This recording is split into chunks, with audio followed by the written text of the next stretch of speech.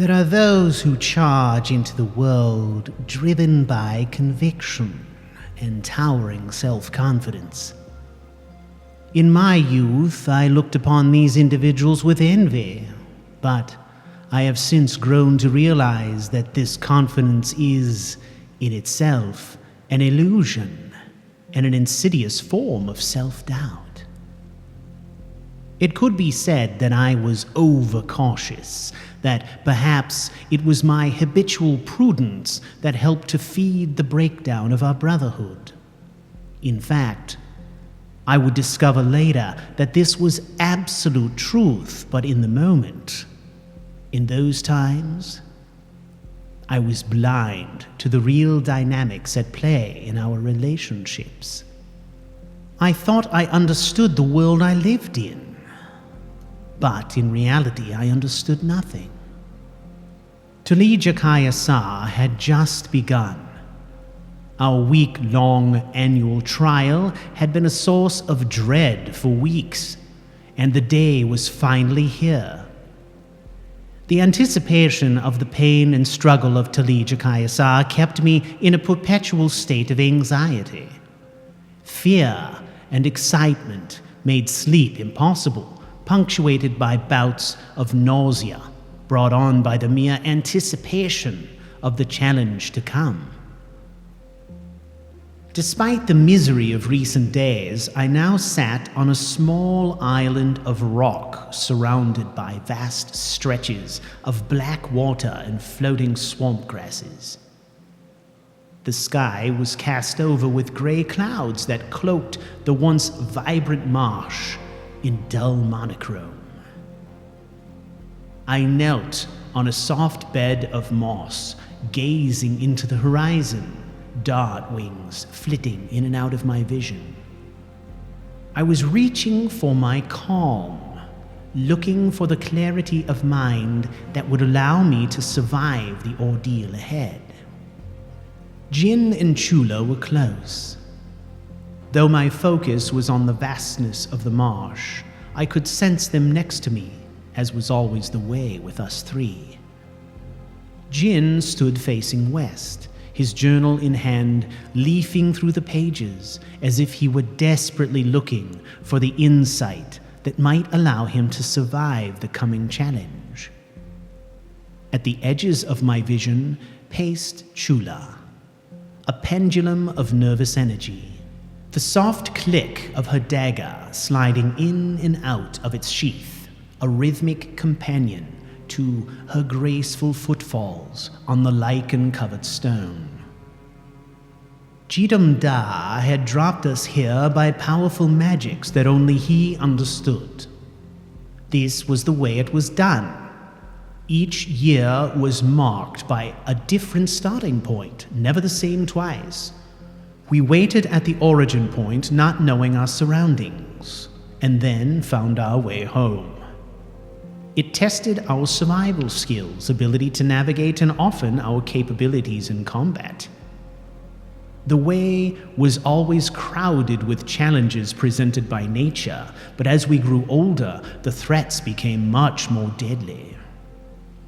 Predators of all sorts lurked in the darkness of the marshes, wielding horrifying magics, deadly toxins, and razor-sharp claws and swords. Tuleeja Cayasar had become deadly, and we all bore the scars. The start was always marked by the setting of the sun. This season's beginning was made ambiguous by the thick blanket of gray clouds and immediately resulted in the expected bickering between Jin and Chula over the disposition of the sun. I registered the argument as a distant, vexatious hum on the edges of my consciousness. I had anticipated this confrontation. Chula slammed her dagger in its sheath and pointed an accusing finger at Jin. Jin, the mighty leader, you are not Chula's master, and the sun has set. I am leaving. Chula turned away, snatching up her pack. The sun has not set and will not set for more than an hour. Had you done your work, you would know this, Jin lectured, slamming his book closed with a sharp crack. The snap of the book resounded across the bog to be absorbed by the tall grass like water into a cloth. Chula slowly turned to face Jin with a murderous look in her eyes. "You want knives?"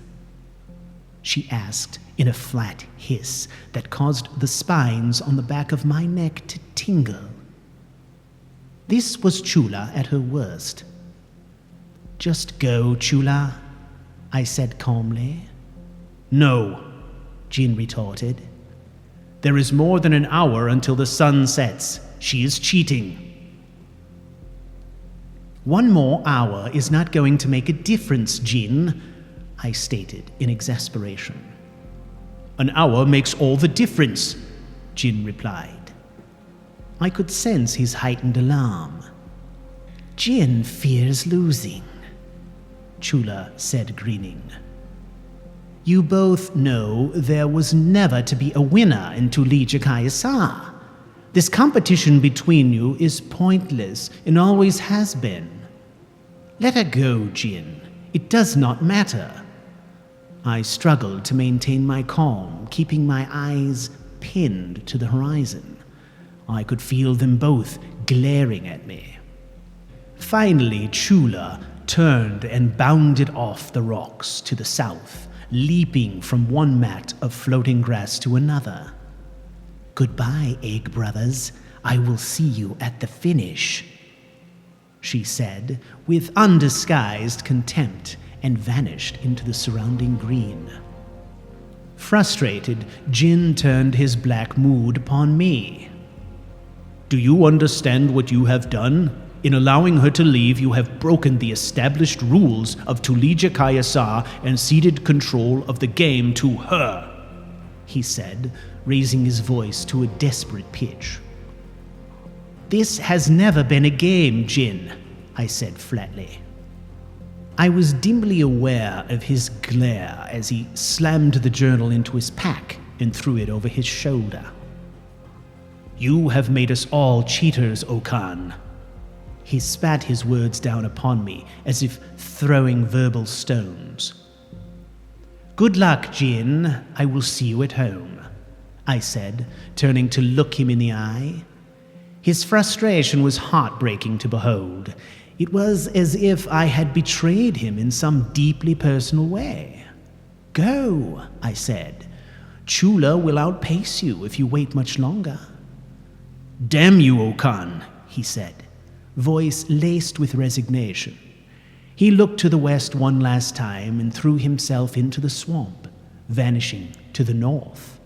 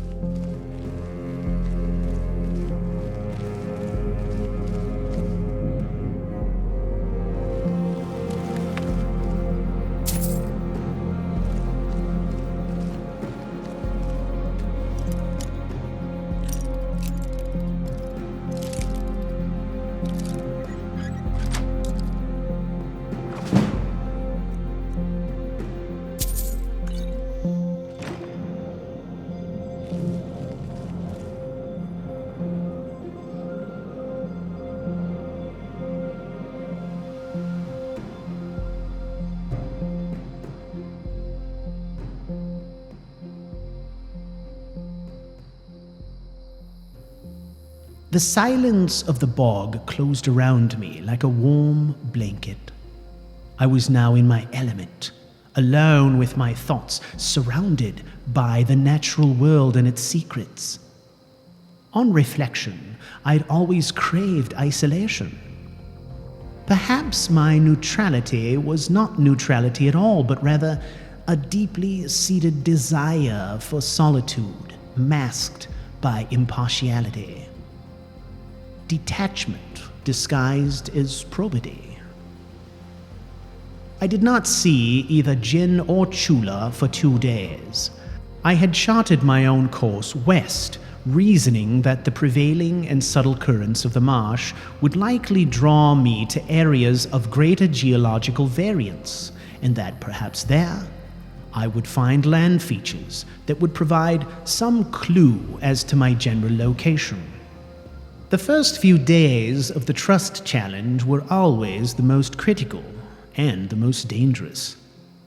The sooner one could place oneself in the world, the sooner one was able to plot the path homeward. During these first days, I spent much time in the water, drifting along the faint currents, monitoring the path of the slowly moving water.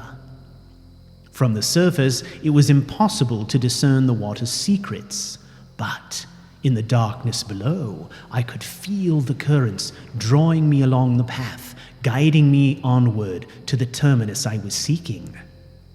At the end of the second day, I arrived at the mouth of a stream. The black waters of the bog gave way to a shallow creek that cut into a forest of gelutong trees. I crawled quietly from the water up the small rise to rest on a bed of soft leaves, my scales drying quickly in the late afternoon sun. As I had hoped, I was able to roughly determine my location by climbing the reed-like trees and noting my surroundings. Judging by the distant mountains to the west and the swamp at my back, I reasoned my location to be approximately 5 days south of home. It was a long and difficult path and would require an aggressive pace. At odds with speed was the fact that the area was also known to be infested with Naga bandits and cutthroats. Avoiding them would require caution, and time I did not have. To the northwest, I could see a ruin jutting from the trees. I resolved to make my way toward the stone structures before nightfall, to look for shelter and herbs that were likely to grow among the pockets of daylight penetrating the thick canopy. It was as I approached the ruin that I heard the shouting. It was Chula, and she was calling my name. Driven by the desperation in her voice, I threw caution to the wind and crashed through the undergrowth. Something was terribly wrong. I broke through the trees to see Chula running down the hill toward me, panic in her eyes.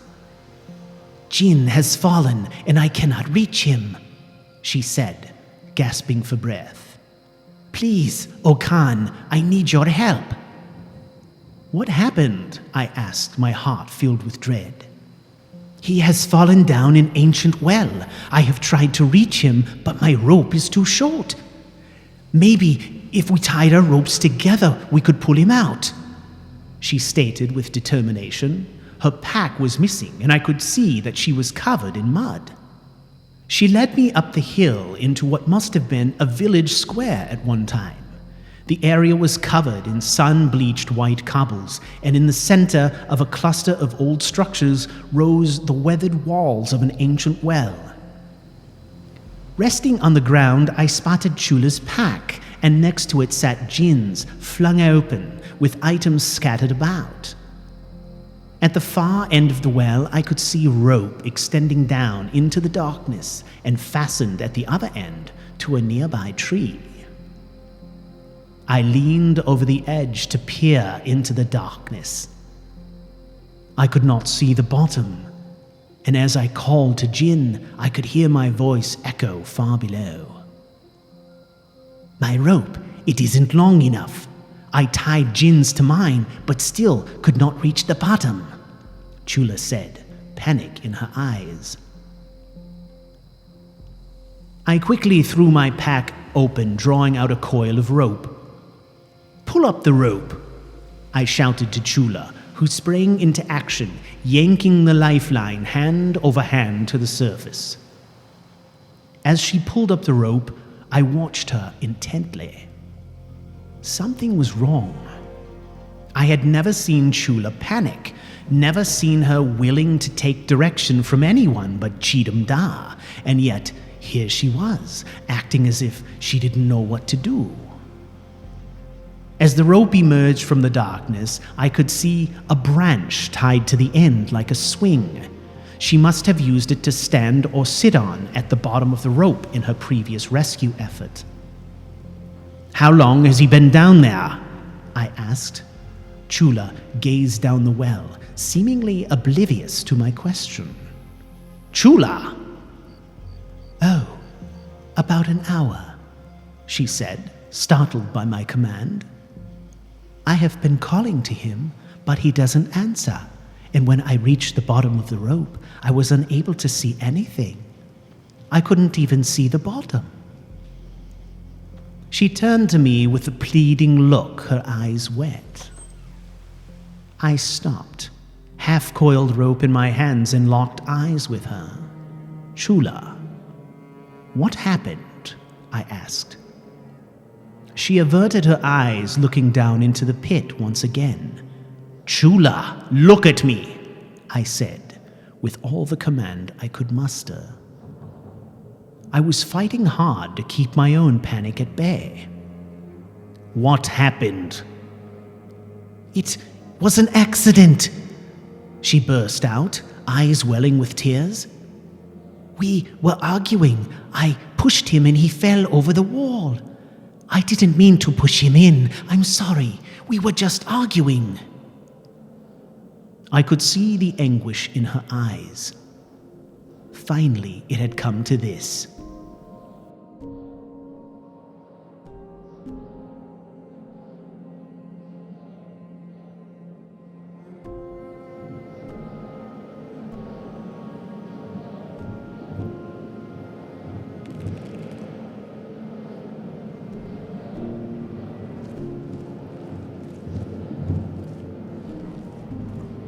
Welcome, dear viewers, to Couch Warrior TV on YouTube. I am the Couch Warrior, and you are watching The Black Prince.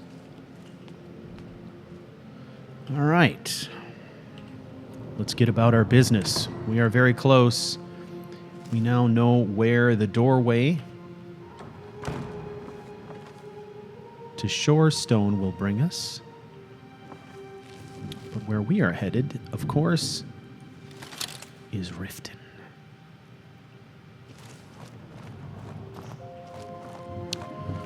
So let's continue on our journey. Oh boy. Oh hey. Is it real? Is that chest real? I don't know if I trust it. Ah, what?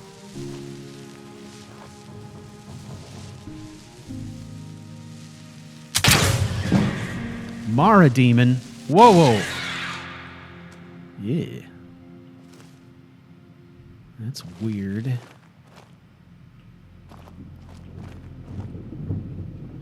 Search Mara Demon. Blow dart. Demon Mara breast milk. Damages the target's health by 65 points. Okay. I'll take that.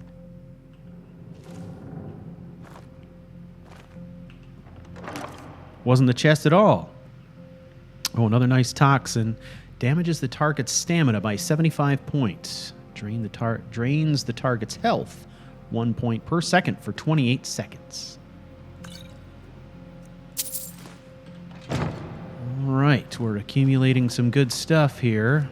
Where does this go? Anywhere? Anything? No. Well, I got a suspicion we're almost there, ladies and gentlemen. These episodes have been a great opportunity for me to give you some character backstory.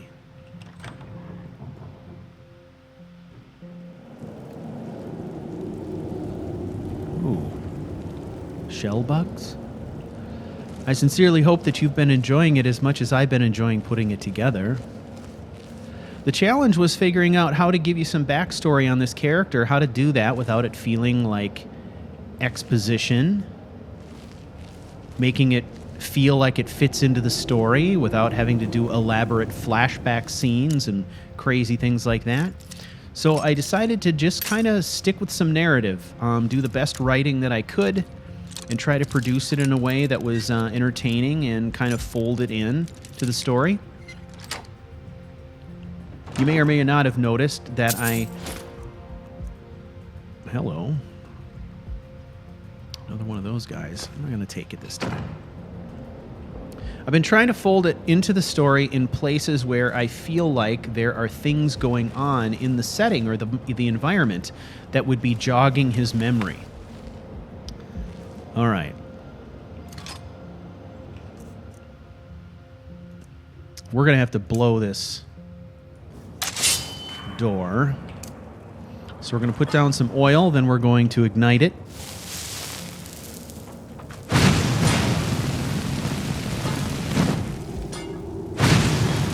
There it goes. Whew, that's bright.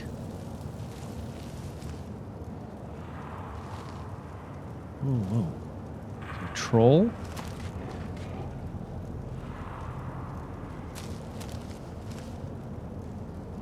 It's got a sword.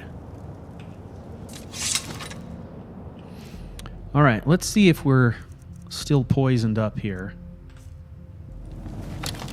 I'd like to get a nice long shot to the back if I can. Turn around. There you go. All right, let's give him some distance. Got him. Troll dwarf.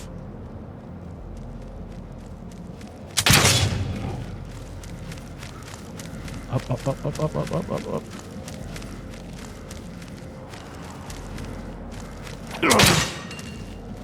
think I missed him.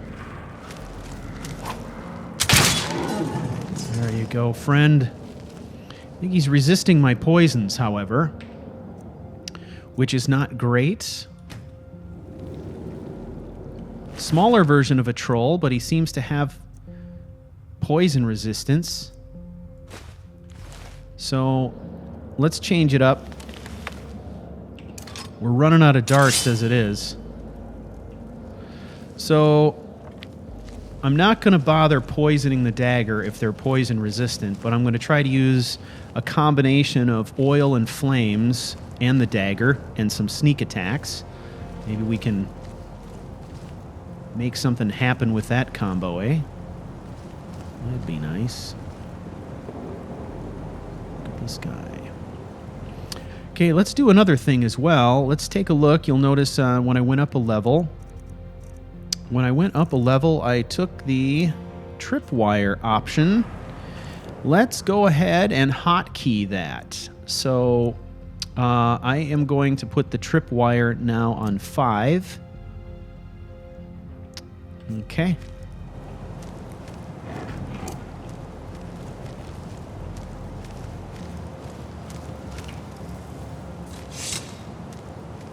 Tripwire.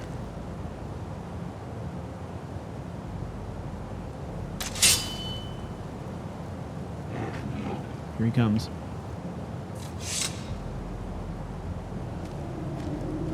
Oh, I picked up my tripwire. I forgot to change. Hang on. We'll try it again. Since we know where this joker's going, the tripwire by itself is a good delaying tactic. We can make our enemy stumble. What I don't want to do is, I don't want him to stumble, however. I want to use the tripwire to trigger a pool of oil. All right, so let's do the tripwire first. Okay. Then I switch to oil. Put the oil down.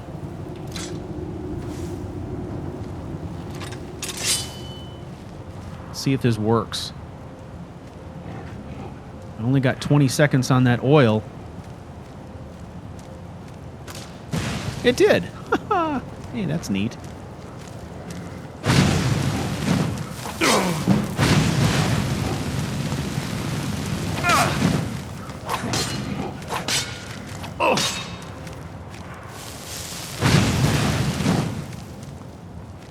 All right, let's finish him.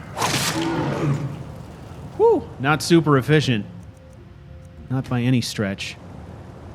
God, I wonder how many of these things there are. I'm going to take that pelt.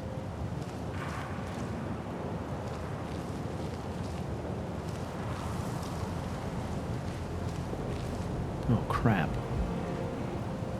Okay. Let's try that trick again.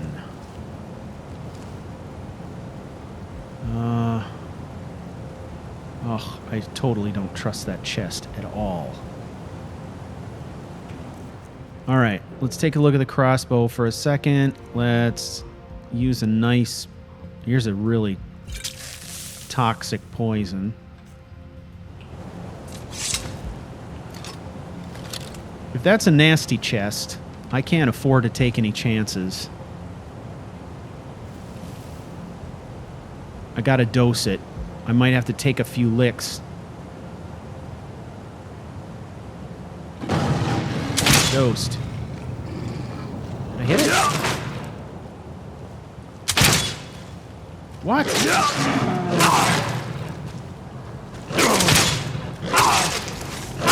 Oh, this is ugly. Whoa, whoa. What the hell happened? It's as if I didn't poison the thing at all. Well, I didn't. I poisoned my dagger. Hey, good fun. Good fun we're having here today.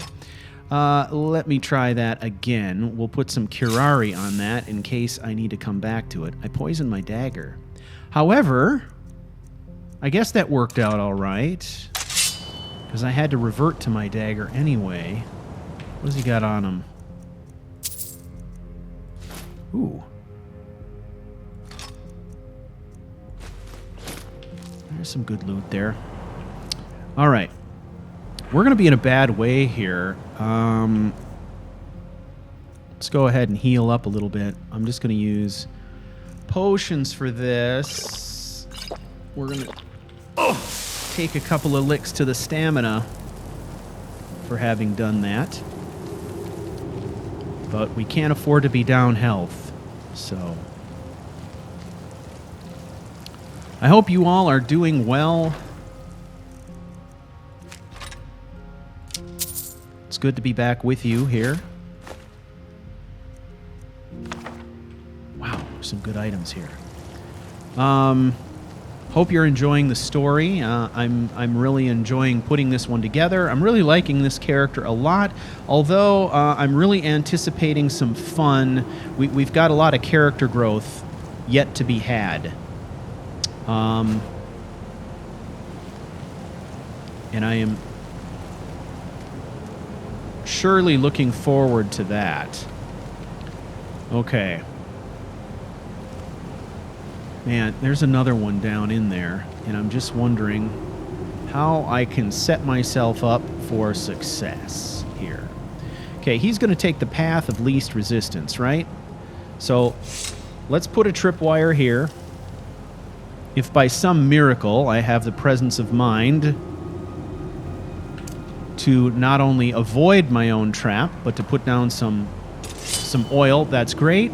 If nothing else, it'll knock him down, and we'll try to beat the snot out of him while he's down. Okay? That's the plan. There he goes.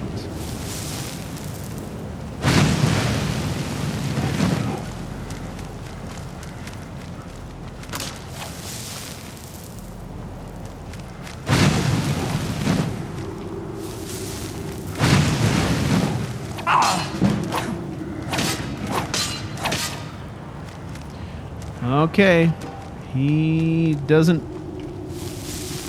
Oh, I did it. Too early, too early.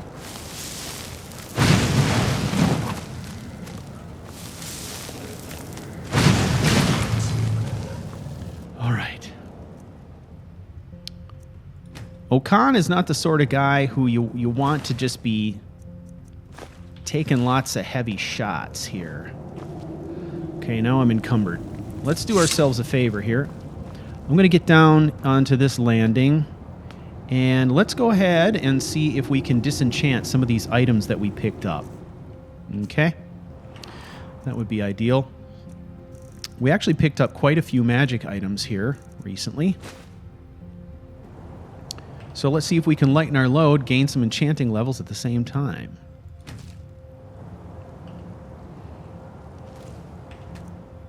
I must admit, I am still very much playing around, trying to figure out this character's fighting style. Deathlessness. Yeah. Alchemy, we don't want to do that. Okay. Scorching. Wait a second. Dagger of Scorching. I think I also have a Mace of Scorching, which is heavier. So we'll get rid of the mace, keep the dagger. Okay. Smithing. Embracers of Alchemy. So we got a Necklace of Alchemy. Now we have Bracers of Alchemy and a Circlet of Alchemy. We almost have almost a complete set of alchemy items. This is terrific. All right, that's going to help us out a little bit. Now, the other thing that we probably need to do at this point is get a little sustenance. Bread, butter, a little soup, drink of water. That'll help us on the weight front as well. Okay, I think we're in good shape here. For the time being, if we find any more prize loot, we could be having to finagle some things again. So, yeah, I did run over my own tripwire there. The tripwire setup didn't do me much good. I think that the tripwire in combination with the flaming oil and stuff is going to come in real handy, but obviously it takes some setup to pull that off, so...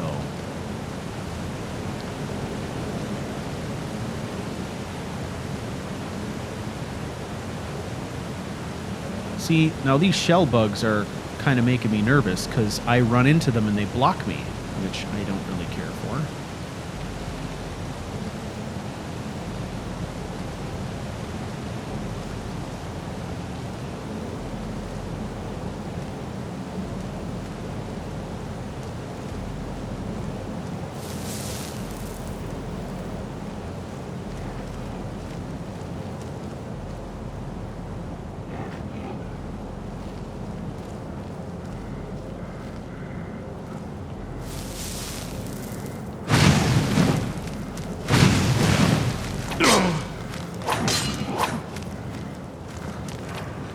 Here. Okay, shell bugs, look out, shell bugs.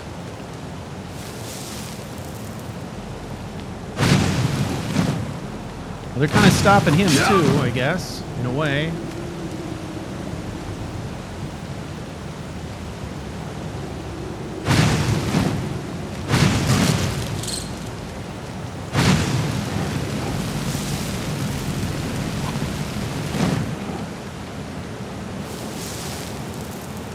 Come on, you bastard.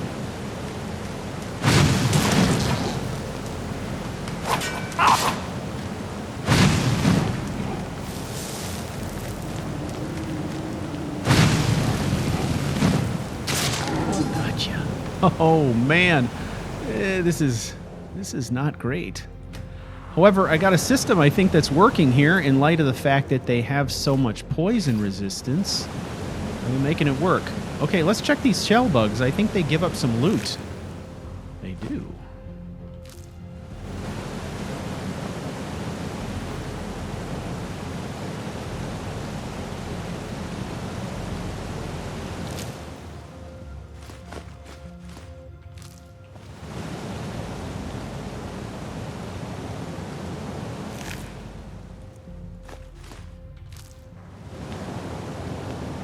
Feel a little bad about killing him. But it's an accident. It's an accident. Okay. All right, he was right around this corner. Ooh. There's another one.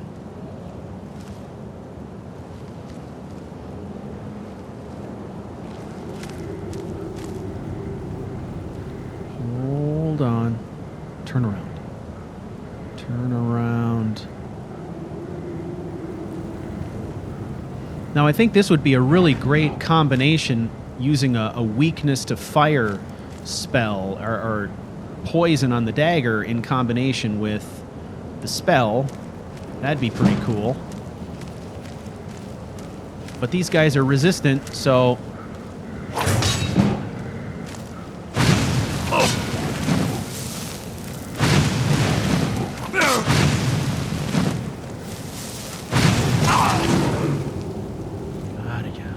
Oh, if I get a direct hit, I'm doing some good damage on him, but getting a direct hit, in order to really make sure I get a good hit, I got to be in awfully close. I'm not sure I want to be in that close. Prefer not to be, but... Oh man, this goes forever.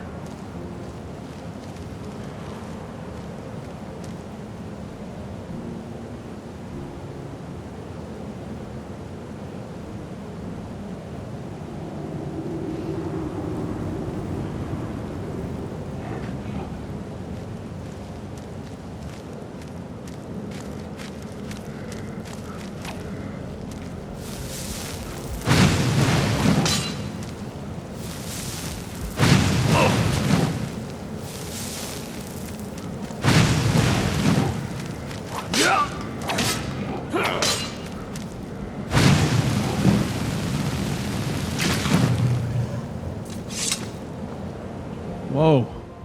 Okay.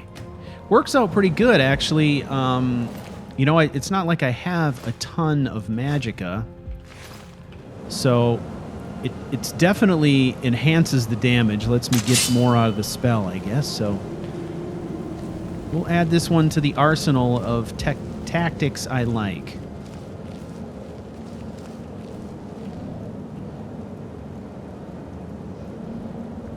Okay.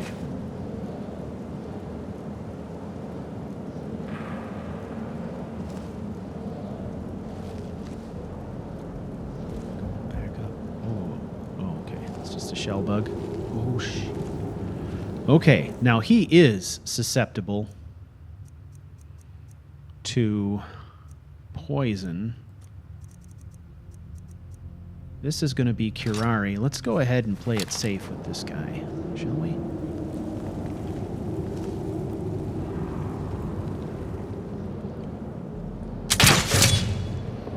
There he goes.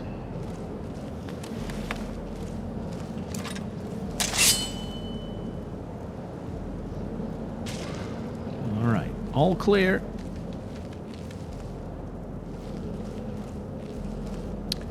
God, look at that tongue, man. It makes me want to cut it off. It ought to be good for something, right? Can make something out of it. Nice jacket.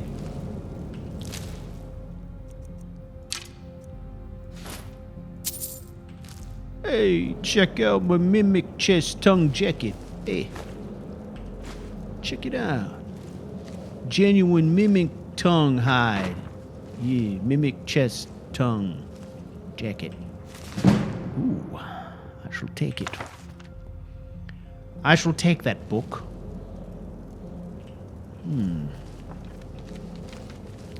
How does one get up there? I wonder.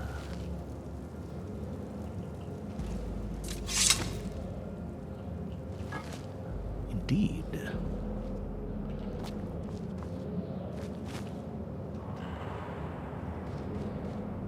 Yep. Come on, come on, come on, come on. Ah, no.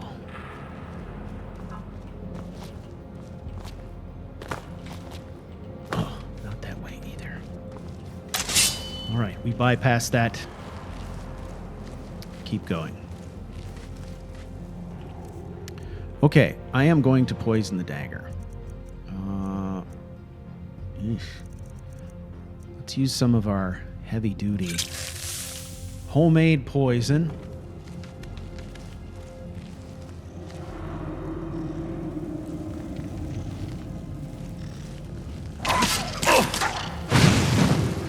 Ah, gotcha.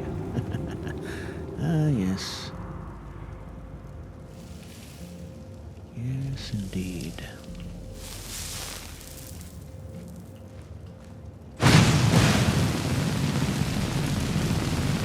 Come on. That is hot.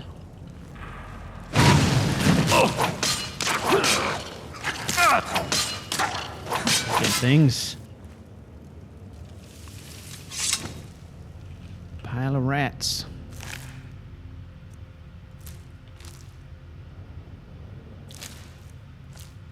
Gotta say, they're tough.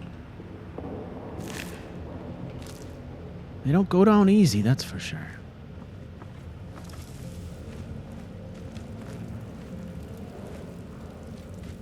Oh, hello.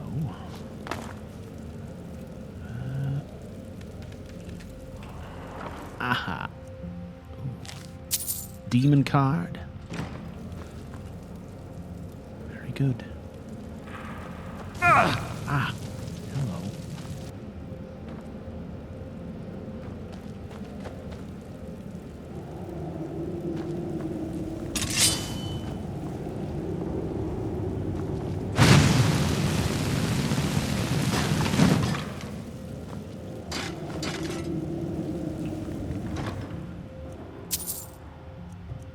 Mercenary gauntlets, we'll take that. Oh, I'm over the top again.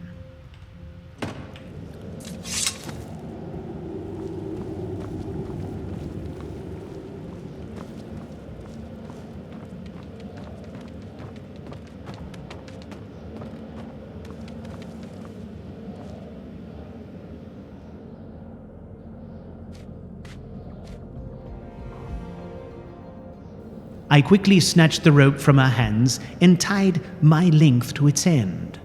To the farthest end of the rope, I reconnected the branch and tested my knots. I dropped the rope into the well, listening for the splash, but there was none. "Light a torch," I commanded as I slipped over the edge. Chula struck a torch and reached over the wall to place it in my hand. "Hand me my pack. If he's still alive, my potions may come in handy." She passed over my pack, and as I began to descend the rope, I looked up into her face. "We will get him out, Chula. He will be fine. Stay here and listen for my commands. I will need your help to pull him out." She looked at me and shook her head in confirmation, holding back tears. After about 15 feet, the walls gave way to natural rock formations until, as I hit the end of Chula's rope, the walls disappeared, opening into a cavern. I tucked the lit torch into the straps of my pack and continued to drop into the darkness, hand over hand. Reaching the bottom of the next length of rope, I paused, clinging to the knot. I slowly spun round, trying to find any edges or walls to the cavern, but it was complete darkness. I looked up to see the distant form of Chula looking down over the walls of the well. "Jin!" I called, my voice echoing off distant walls, but there was no reply. In the silence, I could hear the dripping of water. With luck, Jin's fall would have been broken by the water. Even now, he could be swimming for a remote outlet. I smiled to myself. With my luck, the underground stream would take him straight home and into the waiting arms of victory, a full 5 days before I would drag my wasted carcass through the gates. As I reached the end of the rope, I sat on the branch, catching my breath. There was nothing but complete darkness below my boots. Making a quick calculation based on the length of our combined ropes, I knew I was nearly 100 feet down. My heart sank. Even with water at the bottom, surviving an unexpected fall at this height would be nearly impossible. I leaned back, hanging from my knees, and extended the torch downward. Was that a reflection? I hammered my fist on the side of the torch and a shower of sparks dropped into the darkness, only to make a faint sizzle and wink out. I was close. The bottom was near.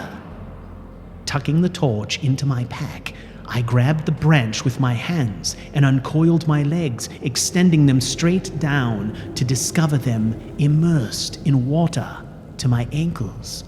I released my hold on the rope and plunged into the water below. I found myself standing in water up to my waist on what felt like a sandy bottom. I snatched up the torch and began turning around in circles looking for Jin. It was then I spotted a mass floating on the water not 20 feet away. I quickly waded over to find Jin floating on his back but unconscious. He was still breathing. Chula, I found him. He's still alive. The rope is too short. Find something to tie to the end and lower it back down. I shouted up to the small square of daylight high above. I saw the rope quickly begin to rise, confirming my message, and I began to look for a safe place to work. As my eyes continued to adjust, the contours of the cavern came into focus. The opening was an irregular shape and about 100 feet across in most directions. I found a sandy area extending up and out of the water and dragged Jin onto its bank. His leg was badly broken, with bone protruding through the skin. He also had a nasty gash and series of bruises on his head from the fall, and likely the reason for his unconscious state. The fact that he was fine in every other respect was miraculous and gave me cause for hope. I administered a healing potion and began to set his leg. The break was bad, and even with my potions, there was only so much I could do. I looked up to see the branch and rope dropping back down over the edge of the well. All we needed was an extra 10 feet, and we could haul him out of here. Then I watched in horror as the entire rope, twisting through the air, splashed into the pool beside me. I plunged into the water, grasping the rope, and looked up to see the distant form of Chula looking down at me. Chula! I shouted. She didn't respond, only stared back at me. Chula, what are you doing? Without a response, she turned away, and there was nothing but a small patch of sky above. It is difficult to recall much of what happened after that moment. I remember in the hours after Chula left, I tried to revive Jin. Nothing I did seemed to help. I gave him every healing elixir I had, and yet his condition worsened. It wasn't long before my only torch gave up its fight and succumbed to the darkness. I was left to minister to Jin in darkness and count the passing of days by the stars glistening in the tiny portal above. It was 2 days after arriving in the well that Jin died. I had given everything I had, and now there was nothing left. My remedies should have helped. I tried to understand what I might have done wrong, but nothing made sense. His legs seemed to be healing, and yet his body gave up. Why? The cursed darkness made my efforts at a full examination impossible, and finally he slipped away. I covered his body in sand on the 3rd day, and it was not until then that I began to contemplate my own fate. The water that remained in the cavern was not fit to drink, and my own supply was exhausted. I determined to ration my remaining food in some vain hope of rescue, but in truth, I began to prepare myself for a slow death by deprivation.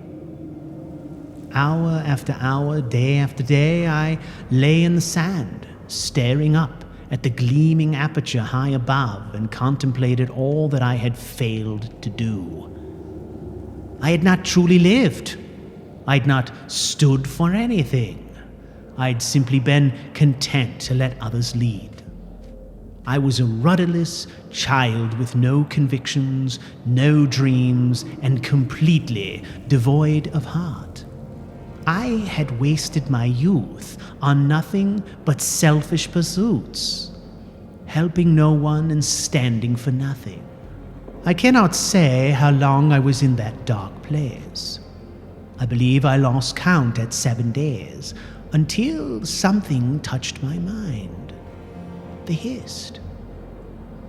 I remember feeling as if my body were made of nothing but air, and seeing the light become brighter and the blue sky looming larger. I am told that when I emerged from the hole, it was with a ridiculous smile on my face, elated to be rescued. But I know the truth. I was ready to die. In fact, I thought I already had, and was passing into the beyond world, into something greater. I remember blurred forms moving around me and muffled voices as I lay on the white flagstones. I was numb, my body exhausted and wasting away. Then I remember Jin, his body covered in sand, lowered onto the stones next to me. Jin, the unfailing. Jin, full of life and knowledge. Jin, I am truly sorry.